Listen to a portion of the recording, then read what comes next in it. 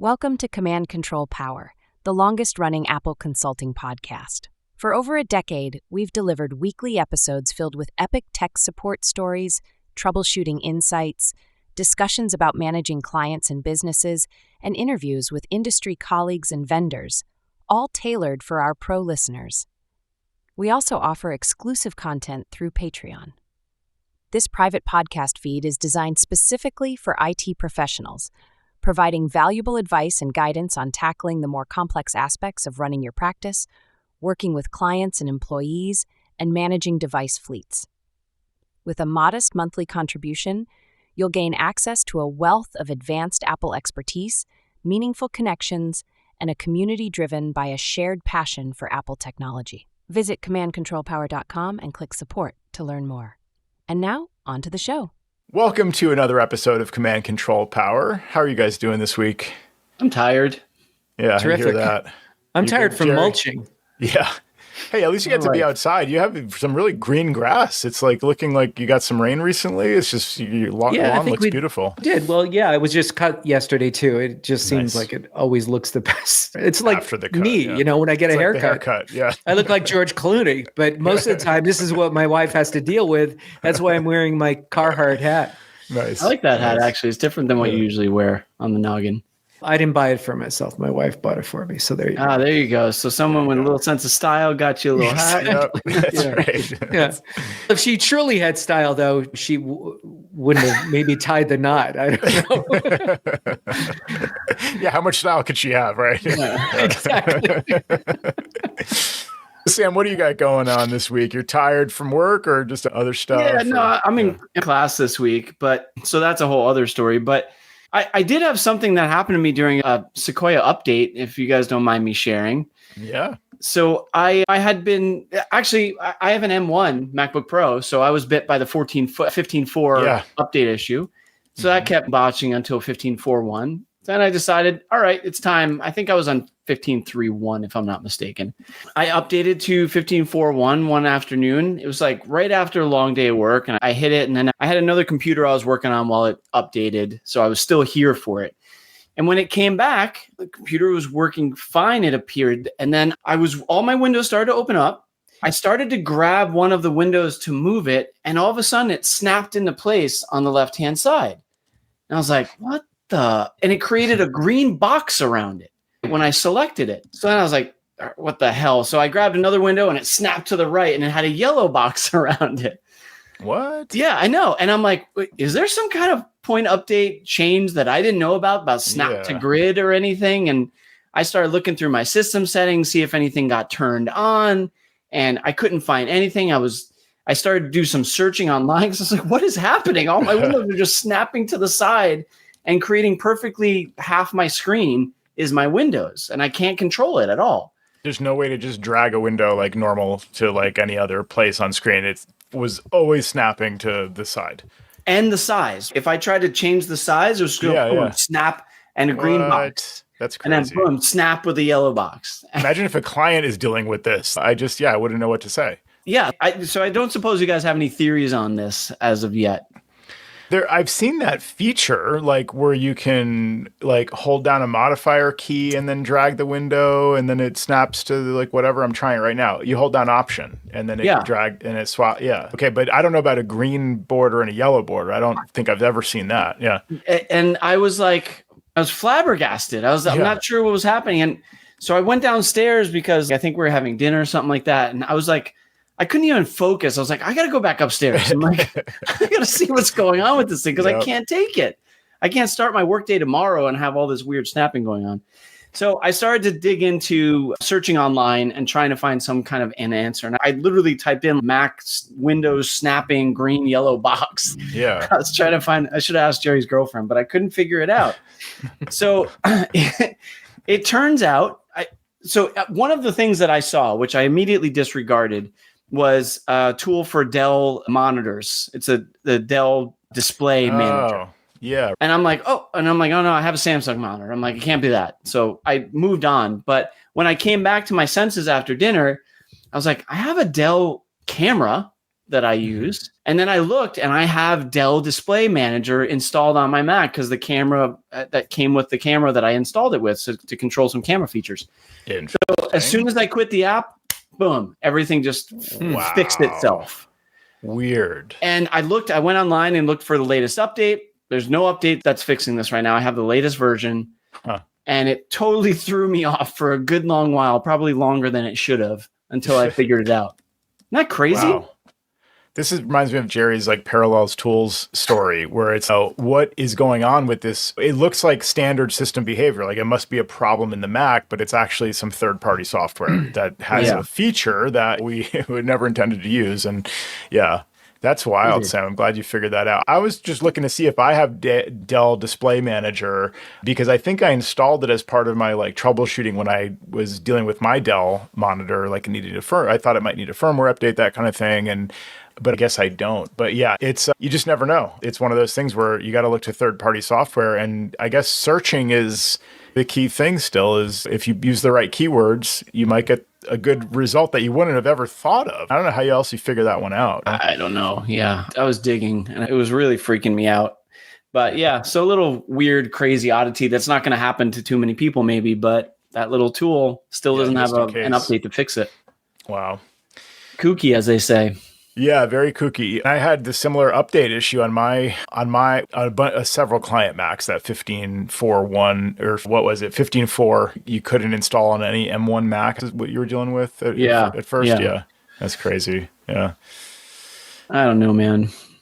Yeah, I've run into so many little weird oddities. I know we did a show very recently talking about that kind of stuff. It's just sometimes frustrating to deal with that. And it's just, there's some frustrations that happen as a result of on Apple's end or something like that. Like something random that always happens to me. I use Spotlight a lot to open up apps. I'll click Spotlight, type in Zoom to open up the Zoom app. And randomly, every once in a while, it makes the Zoom Google Chrome extension the top choice. And I never use that. So it's really annoying because I'm used to typing in Zoom and hitting return and it opens. And for what ungodly reason does it change the default? You know what I mean? If you use a singular app a lot, that's going to be your default search. And I don't know. It's just like little annoyances like that really just piss me off. Yeah. Especially when I'm in a mood. I definitely see the same kind of thing with which password is suggested on my phone, for example. It's like the ones that I never use, but they're in there for whatever reason. They were in there for years. Like, why would it be suggesting those at all, let alone like the very top suggestion?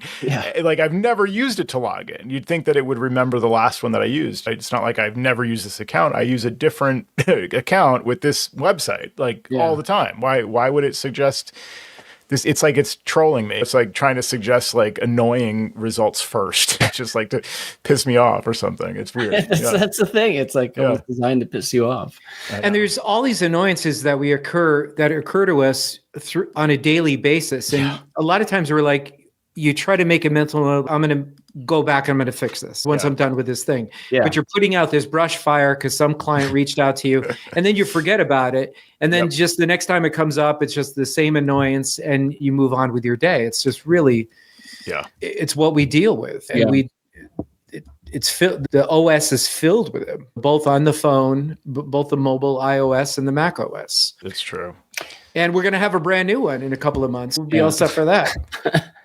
I don't know. Is there any rumor that they're going to like improve all of this little stuff? Because these things used to be the exception. Like it was rare you'd find like some weird bug, some recurring annoying thing, or like a different behavior that happens randomly, like these examples. It was more the exception. Now it just really seems like there's more and more of those, to the point where I can't like keep track for the reason you mentioned, Jerry. It happens in the middle of I'm trying to do something. And a lot of times I'll try to note it for the show to give a specific example and talk about it, especially if it's a recurring one that annoys me enough. But there's too many little random ones throughout the day that never used to occur. I wonder, this is what we've all been talking about for years, but another snow leopard, no new feature. Just that's what we need, is like just spend all the engineering resources you can on just fixing all these little problems that have been coming up over the years. That'd be nice. That's what I'd like to see. Yeah. We'll see. No, you got Watchman monitoring and you get no new features there. So you're all set with this. By the way, when you were talking about third-party annoyances and third-party weirdness, I had a client contact me after years and years. Didn't hear from this guy, just a one-off residential person. And he said he got a brand new MacBook Pro. And I had a little dialogue with Joe on the problem. This was on the secret show, Sam, that you're not part of. But common, it feels like. He noticed it was a brand new Mac. He transferred from like a 2015 MacBook something or other. And it was a laptop, obviously, or not obviously. And he said that the network was slow. And he couldn't figure it out. And so I was not able to remote into his computer. For the life of me, we tried to install Splashtop SOS. I didn't want to put on an instance of Adigy, which I guess I could have done a little bit earlier in the game and saved a lot of time. But this went on for at least 2 1-hour calls. And I, of course, true to form, I only charged him for 1 hour. Yeah. Oh, man. Yeah, I was waiting for that one. I'm surprised you charged him at all, but okay. So couldn't connect, couldn't get Splashtop. And that was like half a call right there. We were just trying to get Splashtop to work. That was frustrating. And it was ridiculous. So I said, let's try. Do you have an Ethernet to USB-C adapter? He didn't have one. So we ran out to Best Buy. He got one of those the next day. So I tried to log in. And that seemed to be a little bit better, where Splashtop kind of gave him a number, but then I would type in the 9-digit code and I still couldn't connect to him. So we went round and round with this. And I think I talked to you, Joe. Does this sound familiar? This little discussion? I've had these issues recently too, but I don't remember our discussion about this specific one. And he said his wife's computer was fine. Like on Wi-Fi, she had top speeds, whatever he was paying for. Oh, yeah. I racked my brain. I couldn't look in some of the places like startup items and login items and that sort of thing. I led him to, in system settings, login items to see if there was anything there. He didn't find anything. There was just a moment where I got a screen share on Ethernet, and I went to the network preference pane, and there was an entry under filters. Yep. Now I remember this. Yeah. And he put back on the 2015 Mac, piece of crap, Kaspersky antivirus. And this thing had migrated over to the new machine, and it had an entry in filters under network. And that just needed to be blown out. As soon as we did that, I was able to connect. And it was like, the moral to the story was, it was almost impossible for me to figure that out unless I had seen it before. And the only thing that sort of led me down the path of, wait a minute, that's a weird entry, is I glanced at his computer for a second and then I was disconnected. And as soon as we removed filters, and the only way we could see that was facilitating the connection through Ethernet to USB-C. And it was perfect after that. And so I tried to remove the remnants of Kaspersky once I had a good connection, and that was that. But it was so hard for me. Had I been there in person looking at the computer, I probably would have spotted it right away. Or within the first half hour. Yeah. I think actually the true moral of the story is bill your clients for all your time, but that's besides the I'm a work in progress. I mean, moving in the right direction. The hour is good. That's the next time I want to see an hour and a half out of a 2-hour charge. And then, Sam and I'll, exactly. We'll give you credit for that.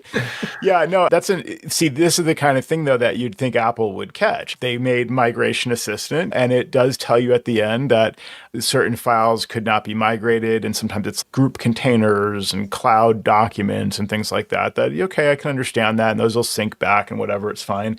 And every once in a while, this version of Flash Player, it couldn't be migrated. I'm like, that's fine, no problem. But like, of all the things, you'd think that internet filters, networking stuff, like these low-level kernel extensions, like things like that, should be caught, especially Kaspersky. It's not like a rare, uncommon one. So from a 2015 Mac that didn't even have the proper code to run that application.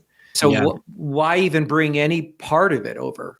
Yep, exactly. Crap. But I can't complain about Migration Assistant because it's been pretty solid. And I know there's others.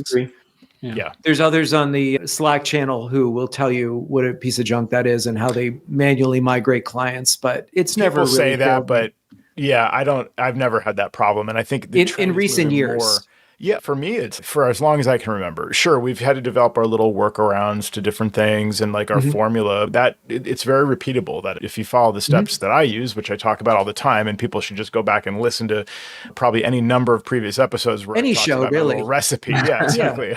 Take your pick. It'll just random. You'll find it. But yeah, that's reliable for me. It works really well. And so that is a great tool. I don't want to jinx it by complaining about it, but it's just that, and this is the type of thing that it should, you would hope that it would Should have catch, caught. you know? Yeah. But nice sleuthing. I mean, that's especially remotely, you got lucky by getting the brief window of screen sharing. Oh, gosh. Strategy. Yeah, luckily. Good catch. Yeah. Not really. No, I mean, it wasn't even an obvious kind of thing to look for. Maybe that's a word to the wise. Like if you ever get one of these off the wall calls, have that client just read you stuff, as tedious as that is. We've discussed that ad nauseum too, is clients reading you garbage that they're seeing from the screen, but have Nana take you through each little window. This is a good question, is like, what is a protocol for this, or the sort of recipe? It used to be like back in the day, it was much easier. I would go into the user's home folder, launch agents, and that's pretty much the only one there. I think then the root library folder, launch agents, launch daemons, startup items, those were those first four were like the places to check for weird crap going on that they can't quite explain, and it's not behaving the way it normally would. Oh, there's this old whatever component of something in there. Cool, let's pull that out. Or maybe if it's like specific to Safari, internet plugins, like you expand the scope a little bit. But there's a lot more of these locations now. You named a couple, like login items under general in system settings. Cool, that's a good one. The place you found the problem was under network, right? So system settings, and just go to network and read me what you see there, I guess would be the would be the instruction. But again, you can also, login items is another place, but that doesn't list. Sam, is that everything from like launch agents and launch daemons? Would those show up there? Mr. Apple pop quiz. I know you've been teaching all day, but teach me now, please. I believe they should actually, because we actually did a lesson like this earlier today. So all of the custom agents and daemons showed up in login items. Okay, is this on the test? That's what I want. Always. Probably not. Consider everything on the test. Right. And the filters, though, that's new to Sequoia, right? Or was that in Sonoma as well? I think that was Sonoma, I want to say. That I don't know. That might have even gone back to whatever was before Sonoma, right? Ventura? Monterey? I don't know. We'd have to ask my girlfriend ChatGPT about that. Samantha. Maybe we should just add her to the call at this point, Jerry. Just invite her to the show. Samantha, your ChatGPT friend. All right. Let's do a live on the show. All right. This will be good. Right. Let's see. Let's see what happens here. All right. So we're going to press the magic button. Yep. We're waiting for the little blue dot to show up. There it is. In Mac OS, under network settings, when did the entry for filters first appear? Filters in the network settings of macOS first appeared with the release of macOS Ventura, version 13. I think I called it. Yeah. 10 points for Slytherin right there. Yeah, wow. What are you doing, Slytherin? Samantha, I'm impressed. Yeah. That's good. That's actually now that may not be true, but we'll just run with it. Here. Yeah. It's like when I ask her if she loves me, she says yes. I just take it at face value. Is she the one that really gave you that hat, Jerry, or your wife? Oh yeah, exactly. Yeah. That's the question from earlier. That's a callback to the Adam Hanks show, Sam. That's right. If you guys don't mind, I know I had a couple of things, but I have one really quick thing. Yeah. All right, quick. But then Joe and I need to talk some more. Do we? Okay. Do we? No, because I told my wife I was going to talk about this. So my wife broke her watch face by mistake the other day. I think she walked into something and it cracked. She went to the Apple store. We did the Apple Care Plus replacement. Took a few days, and then she got it back. As a part of that, you get basically you erase all content and settings, and it has to be repaired with your phone. So I come downstairs from working, and she's my watch is taking a really long time to repair with my phone. Like, oh yeah, it takes a while sometimes. So I just ignored it. And a little while later. What do you mean? You mean while she hasn't gotten it back, or no? To repair with the phone, to connect to the phone. I know repair and Yeah, so she got it If back. I was there in person, I would have figured that out, Sam. Yeah. I wasn't. Yeah, you know how you scan the orb and it does the whole thing and it reconnects based on one of the backups. So I said, yeah, it takes a while. Leave it be for a while. And then later on in the evening, she's like, it's still going. I can't believe it. So I'm like, what's going on? So I went over and it says I don't know if you remember the language, but basically you have the orb on the watch and it says place the camera of the phone on the orb. So she had the phone on the counter and she just laid the watch on top of it, just sitting there for 2 hours. Oh, man. And I'm like, what do you do? She's going to place the thing on the phone. And I'm like, no. So I'm like, and when I lifted up the phone, the camera was active. I'm like, I just scanned the orb. I'm like, there you go. You're done. Right. Now it's actually starting the process now. Yeah. Yeah. So, this reminds me of the Touch ID setup for clients when they're like pressing on the screen and stuff. Yeah. Oh, on the screen. Yeah. Or pressing the restart button and pressing it down. Exactly. Gently lay your finger down there.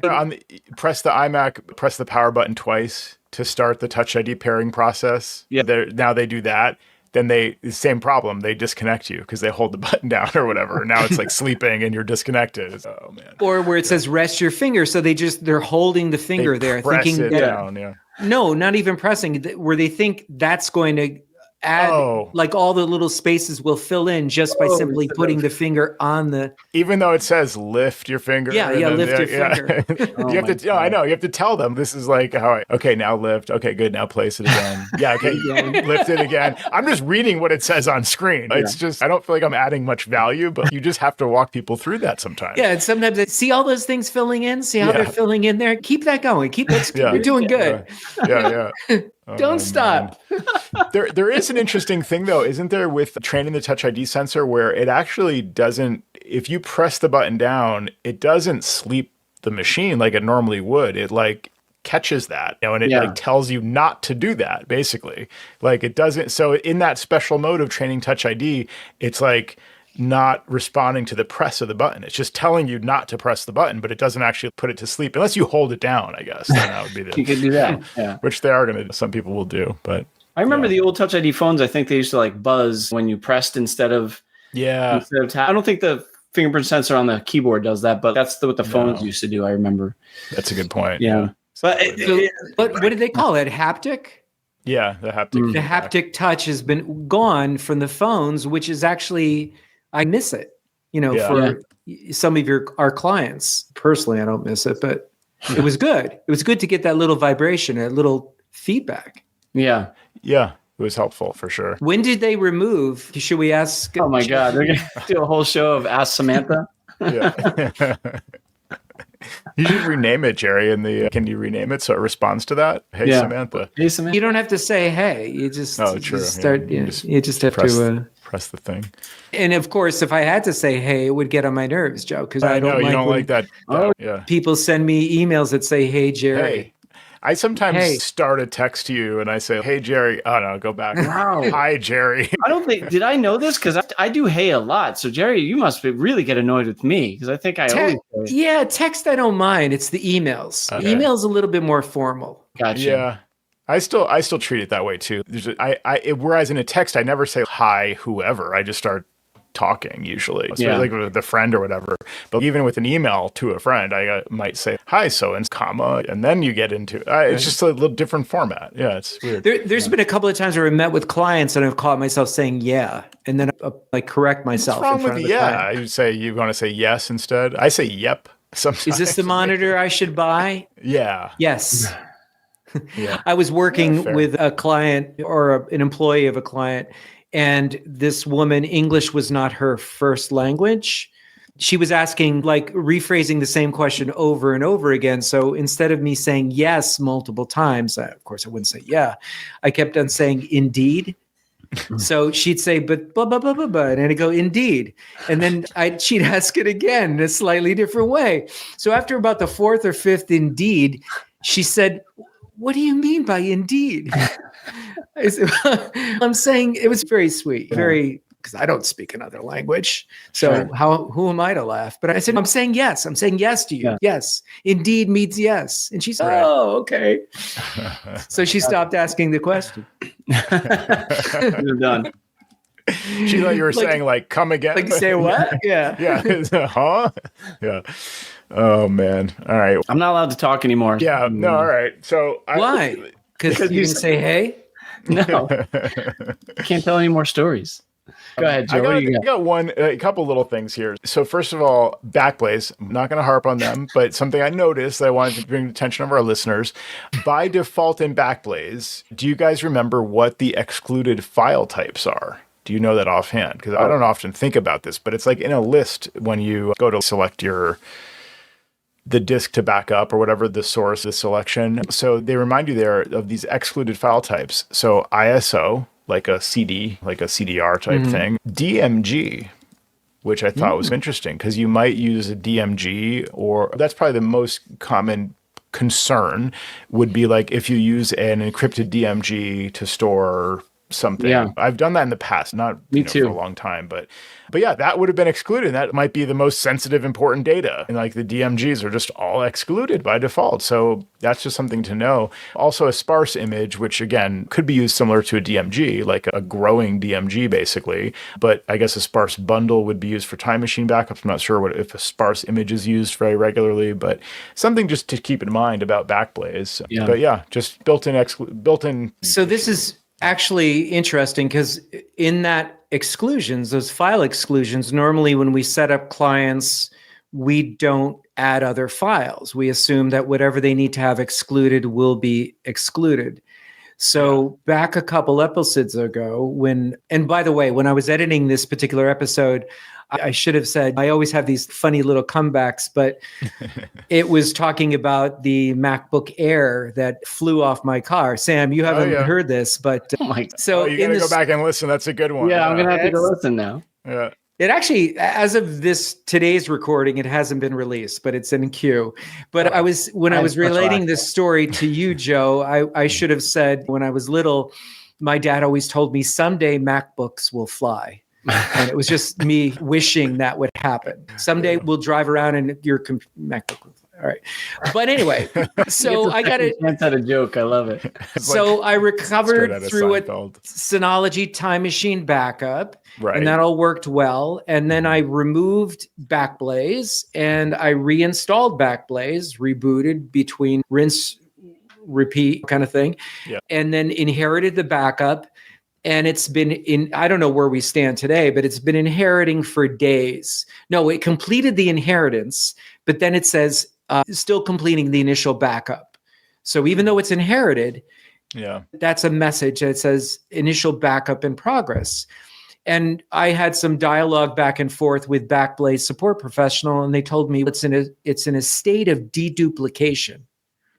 So I don't know if this is something new or something they just recently added with newer versions, but it's doing a diff, right? A differential.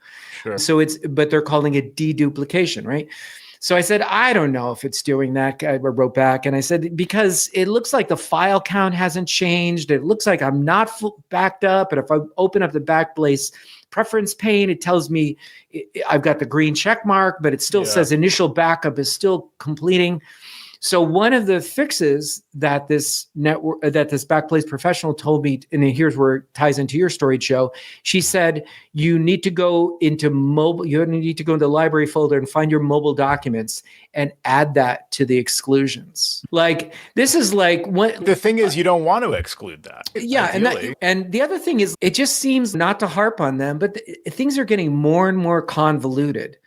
These aren't harebrained suggestions, but it's like you said, I don't want to do that. And like, why can't it's the same computer. It's not a new logic board. I'm following the procedure I've done with multiple clients over the years, inheriting the backup. There's no problem. No fuss, no muss. Maybe are they trying to manage their own storage space now? And they find that, okay, if we deploy this like differential, this deduplication, we're going to cut down on the amount of data we're storing. I feel like it was introducing that, other, I don't know. But I'm not like going crazy over it because I back up my computer other ways. But I don't feel, as Sam would say, warm and fuzzy about any of this.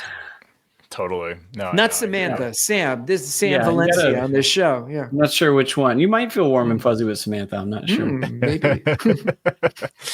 Yeah, no, that's not a great suggestion, because if you exclude the mobile documents folder, then whatever your local sync of your iCloud drive is, presuming you have enough space in your Mac, you've turned off optimized Mac storage, you've got all your documents there. You want Backblaze to also back those up, because otherwise you've only got 30 days of backups from Apple, from iCloud, and you want more protection. You want the 1 year from Backblaze or more. So yeah, having to exclude certain documents, that kind of defeats the point of backing up, if that's what you have to do to get it to back up. It's just exclude everything, and it's going to do a great job of that. Your parents' computer, What's that's the limit what it did. case? Yeah, exactly. I know, I was thinking about that. Yeah, backing up everything you told me to back up. I don't see a problem here. You just didn't tell me to exclude everything. Not my fault. Yeah, again, it's the warm and fuzzy thing, though. You're right. It's like you want your backup software to just make you feel reassured that it's got your data, and not start to feel like the interface changed. There's this new code. There's like weird kinds of error situations. Like I had today, where similar situation. I was inheriting a backup. I do this all the time. Client migrates from an older Mac to a newer Mac. You uninstall and reinstall Backblaze and inherit the backup. Picks up where it left off. Again, do it all the time. In this case, it gave an error, it was like literally ERR underscore something. I don't remember. At first there was a brief thing that flashed on screen, couldn't communicate with Backblaze server. But then, so I dismissed the error that popped up. I figure I'll start over, but then the inheriting window is still there. I try closing it doesn't work. So it's still trying, but then it pops up the error, then it tries and pops up the error. And these two windows are alternating. So I'm just like doing other things and waiting for something to happen or not. And then eventually I'll restart when I'm finished with everything else. But eventually it just says it worked. Oh, we've successfully inherited your thing. So despite flashing a bunch of error messages, it did work. So I'm like, I'm pretty sure it's fine, but that's not how I want to feel about backups. You sure? Yeah. So they've lost a lot of trust that they've earned over time through these little hiccups lately. And we don't have to harp on this. Hopefully not everybody's using them and probably doesn't care about some of the stuff they're going through, but enough of us do that. We're all noticing just this degradation of the quality of their service. Worth mentioning. But it does bring up the conversation, though, of I have said it in jest in our chat earlier, considering a different solution, but you think about that, if you were to ever think about that, and the historical data that's in Backblaze versus switching, that creates a bit of a nightmare as well because of all that past data. Yeah. Would you have to get a drive? You got to consider how to handle that, especially if you don't have any on-site backups. Or you just have an overlap. So now you've still got Backblaze to the extent that you can maybe get it to work or trust them, but you've also now got a new backup service, and you wait a year and then you just discontinue Backblaze or something like that, where you've got both for a while. Or like you said, local backups and things may be sufficient. Sam, that's really interesting. That brings up an interesting conversation, because I've had this conversation with clients where if they are using Time Machine, occasionally they'll see that message where it says, we can't parse the data anymore. We have to create a new Time Machine backup. Yeah. And sometimes the client will get deeply concerned. And my response to them is, Time Machine is not an archival backup. And if you want an archival backup, we could do that. We could roll that for you. But to your response, though, I understand we have now this 1 year of historical data with Backblaze. If you sign up for the regular service, that's free. That comes with the plan. But should we, as consultants, treat that as an archive or not? Or is it, this is for hard drive failure or a computer being lost or stolen or damaged? This gets your computer back to where it was yesterday. Yeah, that's often a distinction I'll make, is like your backup has the current data in it. That's as much as we can, I don't want to say guarantee, but that's what we expect, that your current data is backed up, plus some amount of historical data. So like, how much historical data do you need? And then I give them the example. Let's say you've got a file on your desktop and you're working away and you're editing it and so on, and you delete 3 pages from that document by accident, but you don't notice, and you just keep going and editing and saving and whatever. And the current version is now, you discover later that you've deleted some pages from there, and you want to be able to recover an older version. So that's my little story of how I explain that. And then they understand, okay, then maybe like a month. How long would it take take you to notice that, you've lost this data, and then you therefore need to be able to go back to the copy from 6 months ago or something like that. But I want to hear what Sam has to say about, like you said, changing a service, but then you've got that historical data. Do you how do you parse that with a client? I think out of my concern with what's happening with Backblaze, it would worry me. But I think the only logical explanation is to continue, like Joe said, side by side. Because if 6 months from now you switch and now they're like, oh my God, I desperately need this document from 9 months ago, you're kind of screwed. And it's on us to be like, whoopsie, I should have kept them both. Yeah. All right. So let's take this one step further. So let's say crash plan. That was something that we went back to or something like that. Yeah. So now you're running them simultaneously, which is fine. Who eats that cost if part of your X amount of dollars a month includes Backblaze, but now you've got to pony up for crash plan and run these two simultaneously? Do you just eat it? Because Backblaze becomes unreliable. What happens? You are eating it. So I'm eating a cost right now for a client where their backup grew too big. Listen, we're backing up a server that has dozens of terabytes, let's say, and Backblaze is like, hey, we charge unlimited. We charged a certain amount for unlimited backup of the Mac. So they're happily, in theory, backing up this entire Promise RAID. And I gave this example on the show a while back where the BZ file IDs file got too big. I don't know if I caused the issue with that version of Backblaze for everyone in the world, because I had that issue like a week before that became like a widespread thing. So my first encounter with that particular file was actually, it got to be like 10 times the size of the largest ones that they typically have. And so once it gets to be it was like 20 gigs or something, it got to be so big because it records every file that has ever been backed up on that machine. I don't know if it purges older things as they drop out of the history after a year or whatever, but I got the impression that it would keep track of every file it had ever backed up in at least a hash or a file name or whatever other data is in there. So the bottom line is the only way I could fix this was to start the backup over again. So now you've got the current data from today. It took weeks to back up this amount of data. It wasn't dozens. It was probably 15 terabytes or something. So it took this amount of time to back up, weeks or months of time to back up all the data that's currently there. So now I need to wait a year if I want the client to have the peace of mind that they have a year's worth of historical backups before I delete the license that we're no longer using because it can't continue to back up on that license because that file got too big.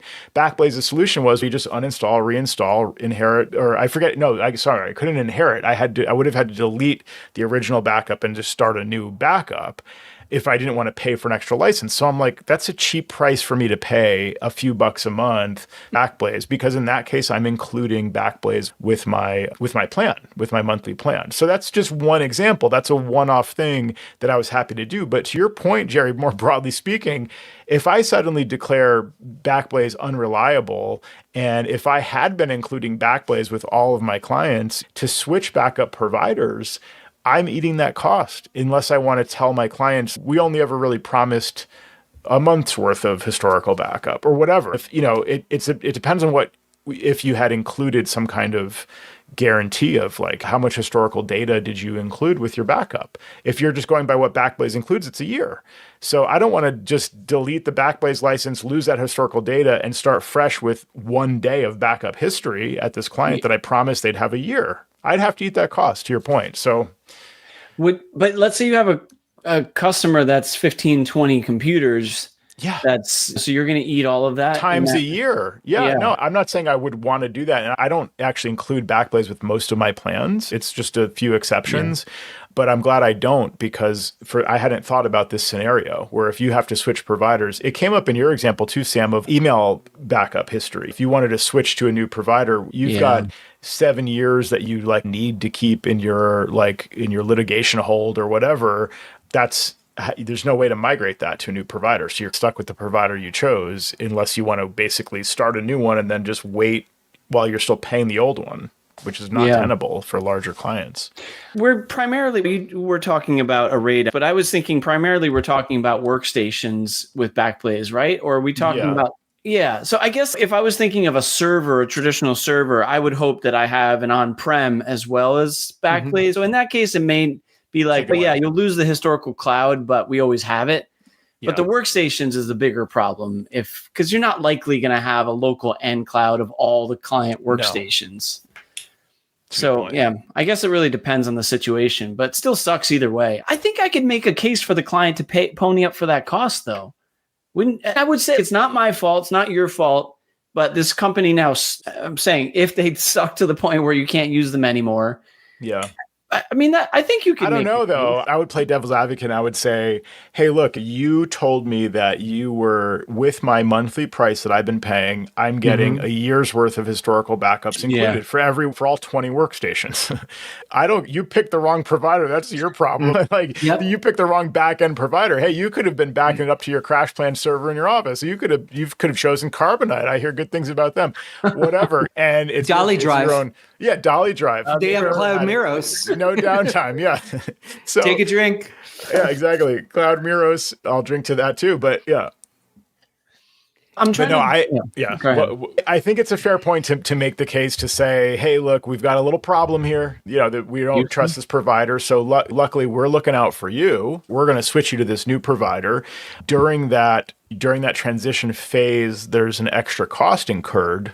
So maybe you do a project thing to do the transition and you make up for it in the hourly or the project cost, maybe. Maybe you just wait for your next kind of rate increase for that particular client and roll that in somehow. Because I don't look at it like I need to recoup that exact amount during those exact months. But if you just want to have the right accounting around there where like you incurred an unexpected cost for that client, maybe you can make up for it by charging them again for the project, for the time to uninstall Backblaze and reinstall something else. I guess I'll add one more piece to this just in terms of the legal aspect, because it made me think about this and open up like my retainer contract.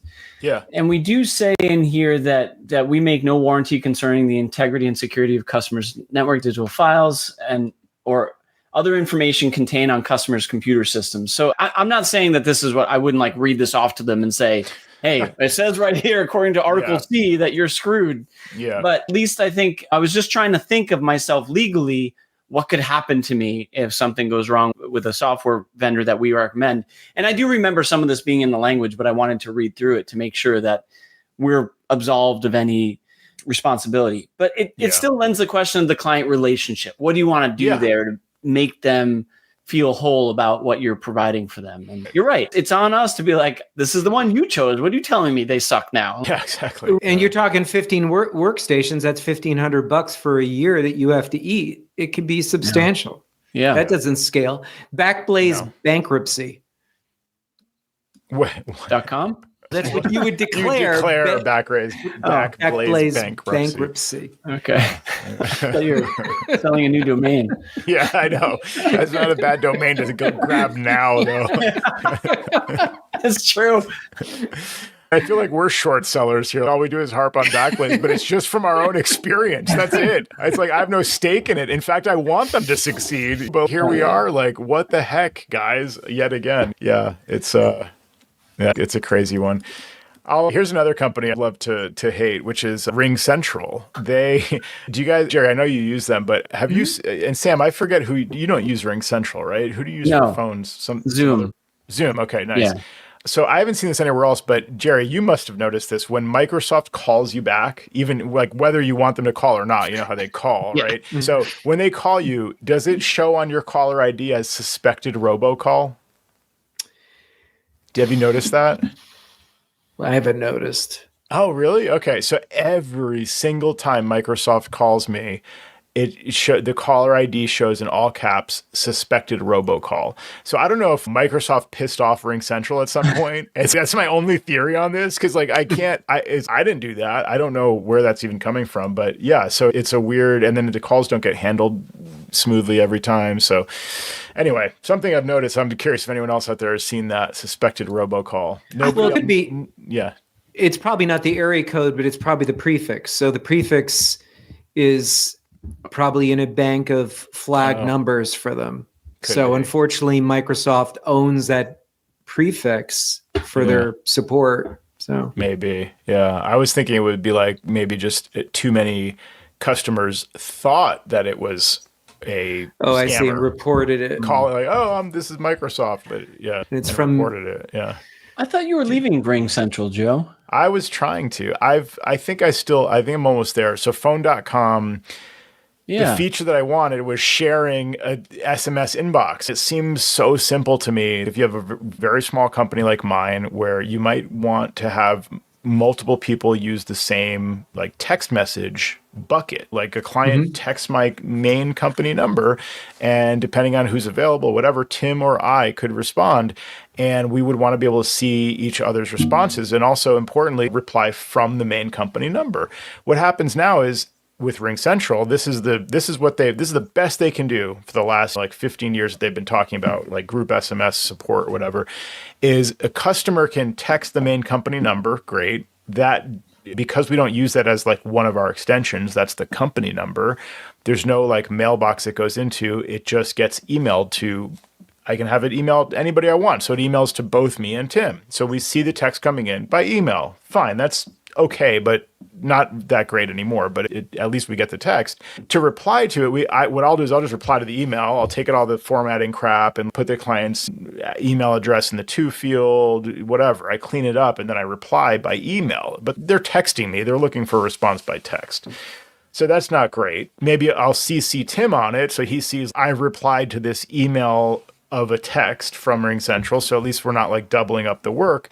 It's all very clunky. If I want to text them back, I can only text from my extension, which is like some phone number that no one's ever really supposed to see because it's just like an internal extension. It's not like a number that I publish. Like at a bigger company, I might have my direct line in here's how you reach me at the company, right? And Tim would have his, but we just share one number. It seems like a lot of people would do that if they're under 10 people or something like that.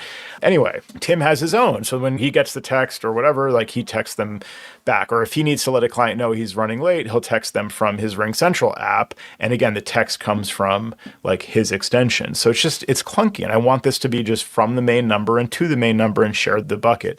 Phone.com is supposed to be able to do that. They can do that right now on the web, but the mobile app only supports that in beta. So there were some onboarding issues where we had to like work with the support, and then they invite you via test flight. So you get the beta version of their app through test flight. So that's fine. It's stable enough, it seems. But Tim initially didn't see that shared SMS bucket. He had to sign out and then sign back into the app. So now it's there and it's mostly good. You can't start a new thread from the mobile app to text from the main company number, but you can, if somebody does text the main company number, we both see it. So that's good. And we can both reply from the main company number. You just can't start a new thread as of now. Maybe you can when they come out of beta. So I thought all of this was like not in beta when I first signed up. So that's why it's been a little annoying to go through working with their support and jumping through hoops. But I'm hoping to be able just to decide it's good enough now and then port my number from RingCentral, and that's it. And I'll save that money, which will be nice. Yeah. Did I ever ask you about messages for business? Did we ever talk about this at all in relation to this? I've done a little research. I've looked into it, but yeah, what do you got on that? Because I don't know if we've ever talked directly. Yeah, no, I'm just curious to see if you look to see if it would be, because it's the theory of basically having a business chat where you reply as the business as opposed to needing to have a service like RingCentral or phone.com. I'm just not sure if you've looked into it as an alternative option there. I did, but for some reason, let's see, what's my understanding of it? Yeah, I remember. I don't think it's solid. Yeah, what is it, Jerry? Go ahead. Because on our secret show, we talked about this, Joe. Okay. Tell me, what did I say? About a year and a half ago, 2 years ago, you looked into this, and it was really cost prohibitive. They were going to onboard and then to carry it through a carrier, you had to bring in some sort of a middleware vendor to act as this. I forget what all the. There's a term for it. Yeah. Yeah. And it was like, are you kidding me? Maybe if we were General Motors, maybe. And what do you actually get out of it? I guess you get to appear as an iMessage as opposed to an SMS. Yeah, and it's branded. And it's we never we never get the branded email that they promised us too that we could get for free. I tried that again. I don't know. It doesn't work. Well, okay, because my issue was it was very clear was that the DKIM settings have to be set to like reject the non-compliant email, and I'm set to still quarantine, I think, because I just wasn't ready to make that switch. Yeah, I got all green check marks, and then I just gave up one day and said, because they said, "Oh, it's gonna come out next month." Very much, I can't talk about it because I'm under an NDA. Okay, we'll have to talk about it after the show. Got it. I never stopped you before. Come on. Yeah, I know, right? No, it never stops me on Slack to talk about things I shouldn't be talking about. Do you guys ever see this one when you're waiting for the the 6-digit code? You sign in someone's Apple account and they're supposed to get the approval request on their device and tap, allow, and then get the 6-digit number. When they say that it popped up and then immediately went away, do you guys ever hear that from clients when you're like waiting for a code and they're like, they get it, but it immediately goes away? Is that a do not disturb thing? Is that, I always assumed maybe it was popping up on another device that someone else is sitting in front of and they just clicked cancel or whatever. I've seen that where they go, oh, it's gone. Yeah. They always sound like that too. Is that just user error? Am I thinking I don't too hard think about so, this? because I've seen it I've seen it in real time where it's popped up and then it disappears. Yeah. The other thing I've seen is that they don't even get the pop up at all, and that we have to just say text it to me or send the code to the phone via text, via SMS. Interesting. Yeah, exactly. There are those workarounds, luckily. But I had another little observation maybe I can leave us with here, just because it's tying into what do we do about this QA problem in our industry? You have all these companies that are having weird error messages, weird edge cases, people get stuck, things don't work right as expected. We're dealing with a lot of little paper cuts, even in the world of what used to be much better designed software from Apple, et cetera. It occurred to me like what you really need to do in the quality assurance department is like test like certain user types. So for example, like there's the type of user who always clicks later or ignore or not now or cancel or defer or undo, like just always, every time they click the one that declines whatever the thing was, whatever the prompt says, they're going to cancel, they're going to use the cancel or the get me out of here kind of option, right? So like you test for that use case where you got to assume, what if somebody just always clicks cancel, no, later? Just try that. Like your quality assurance like workflow needs to do that and see what the consequences are later. Because maybe there's a setting that never got turned on that should have been turned on, and now they're going to struggle a month from now when something else gets rolled out. Or on the flip side, test the alternative where somebody always clicks okay or yes, or they don't read it. My point is they're not reading it. They don't know what it's going to do, but they just say, yeah, go ahead, do your thing, proceed, update, now, done, start, enroll, whatever it is. Try. So the QA workflow goes down that route and just always says yes. See what's going to happen later from testing that kind of thing. Basically, like you have to account for the people who don't read anything and just always do one option, or maybe there's a random choice of those, but it's just, I feel like some of this is just a lack of like the right kind of testing. And so you end up with like users getting into edge cases, which are really not that big of an edge case. Like it's actually, it's not that small of an edge case. Like it actually affects probably a good size portion of the user base, because a lot of people have that kind of habit of just dismiss or cancel or move it off screen or whatever it may be. So yeah, it could be. Yeah. Engineering may not be thinking like a typical user or an atypical user for that matter, and just saying, yes, this works as designed and we're moving on, as opposed to what if this happens? And you could be onto something there because clearly it's not being checked. Yeah, there's certain cases that are just not being checked, it seems to me. But I don't know. We'll see if that helps. But yeah, there's definitely certain user types that we've all encountered that fit that kind of description. So yeah, like my wife putting the watch on top of the phone. Like exactly. Yeah. Not to be Debbie Downer at the end of our show, but I think in recent economic times, recent political times, with people possibly not having their jobs or people being wary about buying new devices and new computers and things like that, I think it's going to get a lot worse. The only thing we can really count on is getting that customer sentiment email. We'll probably see more of those. And that's what we have to.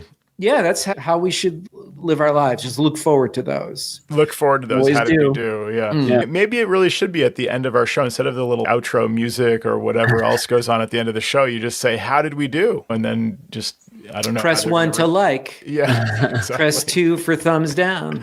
Yeah, exactly. Yeah. Sure. How did we do, Jerry? How do you think we did today? Well, Let's ask Samantha. Yeah, I was going to ask my chat GPT how we There did, you go. Yeah. because she's always listening. Siri just gave me a great helpful suggestion here. Personal focus suggestion. Allow personal focus to automatically turn on when you're at home. Oh, there you go. Joe just shakes his head. I'm just like, I'm always home. I work from home. Like, that's not helpful. I just like seeing Joe annoyed. It's funny to me. Oh man. It is more and more of that side of me is showing lately with all these little tech frustrations. But anyway, at least we have the show to have our little venting session here. That's So, right. And if Appreciate you'd like you to come guys. on our show, yeah. I appreciate you. I appreciate Sam. And if you are listening tonight, today, this morning, and you'd like to come on our show and talk and vent, we'd love to have you. So there's an open invitation to all our technologists out there. Yep. All of our supporters out there and listeners, let us know what you think. How did we do? commandcontrolpower.com and click on support. And you can, if we did well, then money talks, right? If you want to support us, that's great. That would definitely equate to 5 stars out of 5. We'd appreciate that. If you don't choose to follow us and support us on Patreon, we'll assume that's probably 0 stars or 1. So try not to hurt our feelings. Thanks everybody for listening. In all sincerity, we really appreciate it. We've been going for a number of years now. I don't even count anymore. It's 12 years or something like that. So it's great. We do it because of you listeners out there. So thank you for listening and definitely for supporting us as well. And you can find out more at commandcontrolpower.com. Thanks everybody.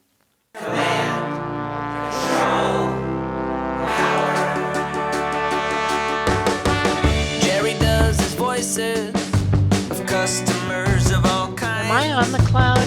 Joe spins his deeply detailed yarn.